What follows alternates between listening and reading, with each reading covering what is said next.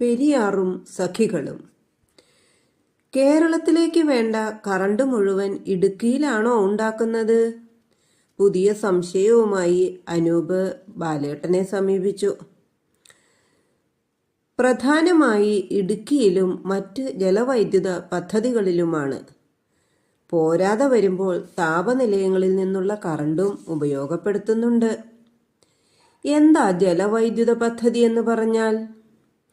വെള്ളച്ചാട്ടത്തിന്റെ ശക്തി ഉപയോഗിച്ച് വൈദ്യുതി ഉൽപ്പാദിപ്പിക്കുന്ന പദ്ധതിയാണ് ജലവൈദ്യുത പദ്ധതി. കേരളത്തിലെ നദികളിൽ ഏറ്റവും കൂടുതൽ അണക്കെട്ടുകളുള്ളത് പെരിയാറിലും അതിൻ്റെ പോഷക നദികളിലുമാണ്. അതുകൊണ്ട് പെരിയാറിൻ്റെ കഥ അല്പം വിശദമായി പറയാം.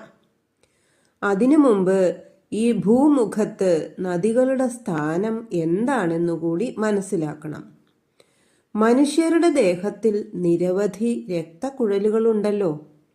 ശരീരത്തിൻ്റെ നിലനിൽപ്പിനും വളർച്ചയ്ക്കും പ്രവർത്തനത്തിനും ആവശ്യമായ പ്രാണവായുവും പോഷകാംശങ്ങളും നൽകുന്നത് രക്തമാണ്. ആ രക്തത്തെ ശരീരത്തിൻ്റെ എല്ലാ ഭാഗങ്ങളിലും എത്തിക്കുകയാണ് രക്തക്കുഴലുകളുടെ ജോലി. ഭൂമിയുടെ രക്തനാഡികളാണ് നദികൾ. മനുഷ്യ സംസ്കാരത്തിൻ്റെ മഹത്തായ വിത്തുകൾ ഭൂമുഖത്ത് വിതച്ചത് നദികളാണ്. നദീതട സംസ്കാരങ്ങളെപ്പറ്റി അനൂപ് മോൻ കേട്ടിട്ടില്ലേ? ഉവ്വ്, സിന്ധു നദീതട സംസ്കാരം, നൈൽ നദീതട സംസ്കാരം തുടങ്ങിയവ സ്കൂളിൽ പഠിച്ചിട്ടുണ്ട്. ബാലചന്ദ്രൻ തുടർന്നു. നദികളുടെ തീരപ്രദേശങ്ങളിലാണ് അതിപുരാതന കാലം തൊട്ടേ മനുഷ്യർ കൂട്ടം കൂട്ടമായി താമസിച്ചു വന്നത്.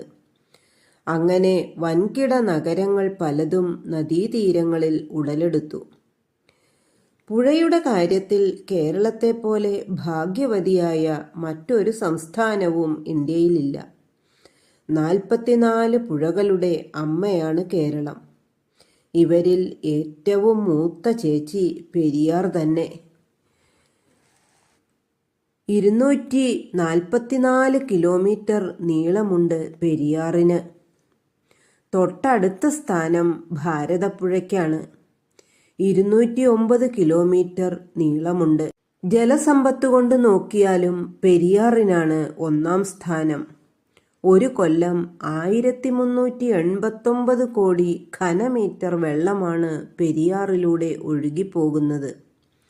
അതേസമയം ഭാരതപ്പുഴയിലെ ജലപ്രവാഹം 996 കോടി ഘനമീറ്ററേ ഉള്ളൂ. പെരിയാറിന് വേറെ എന്തൊക്കെ വിശേഷങ്ങളുണ്ട്? ആരതിക്ക് സംശയം. കേരളത്തിലെ ഗംഗയാണ് ആലുവാപ്പുഴ എന്നുകൂടി പേരുള്ള പെരിയാർ. സുപ്രസിദ്ധമായ ആലുവ ശിവരാത്രി പെരിയാറിൻ്റെ മടിത്തട്ടിലാണ് നടക്കുന്നത്. കേരളത്തിലെ ഒരു പ്രധാന ആരാധനാ കേന്ദ്രമായ മലയാറ്റൂർ പള്ളി പെരിയാറിനരികെയാണ്. മഹാനായ ശ്രീ ശങ്കരൻ ജനിച്ച കാലടിയും ആലുവാപ്പുഴയുടെ തീരത്തു തന്നെ. കേരളത്തിലെ പുരാതന തലസ്ഥാനങ്ങളായ തൃക്കാരിയൂർ, തൃക്കാക്കര, തിരുവഞ്ചിക്കുളം തുടങ്ങിയവയും ഈ നദിയുടെ തീരത്താണ് ഉദിച്ചുയർന്നതും പിൽക്കാലത്ത് നശിച്ചതും. പെരിയാറിൻ്റെ കഥ നല്ല രസമുള്ളത് തന്നെ, ആരതി അഭിപ്രായപ്പെട്ടു. ഈ നദിയുടെ ഉത്ഭവം എവിടെ നിന്നാ? അനൂപിന് അതാണറിയേണ്ടത്. കേട്ടോളൂ. ഇടുക്കിയുടെ തെക്ക് കിഴക്ക് ഭാഗത്തുള്ള ശിവഗിരിയിൽ നിന്നാണ് പെരിയാർ ഉത്ഭവിക്കുന്നത്. നദി ഇടുക്കി ജില്ലയെ കുറുകെ മുറിച്ച് വടക്കു പടിഞ്ഞാറോട്ടൊഴുകി എറണാകുളം ജില്ലയിൽ കടക്കുന്നു. ഉത്ഭവസ്ഥാനത്ത് നിന്ന് 17 കിലോമീറ്റർ ഒഴുകി മുല്ലയാറുമായി യോജിക്കുന്നതോടെയാണ് പെരിയാർ പൂർണ്ണമാകുന്നത്. ഇതിന് 11 കിലോമീറ്റർ താഴെയാണ് മുല്ലപ്പെരിയാർ അണക്കെട്ട്. നമ്മൾ തേക്കടിയിൽ ബോട്ട് യാത്ര നടത്തിയപ്പോൾ കണ്ട അണക്കെട്ടല്ലേ? അതെ. അണക്കെട്ടിനെ കുറിച്ചുള്ള കൂടുതൽ വിശേഷങ്ങൾ പറഞ്ഞു തരുമോ ചേട്ടാ? പറഞ്ഞു തരാലോ, പക്ഷേ ഇന്നല്ല.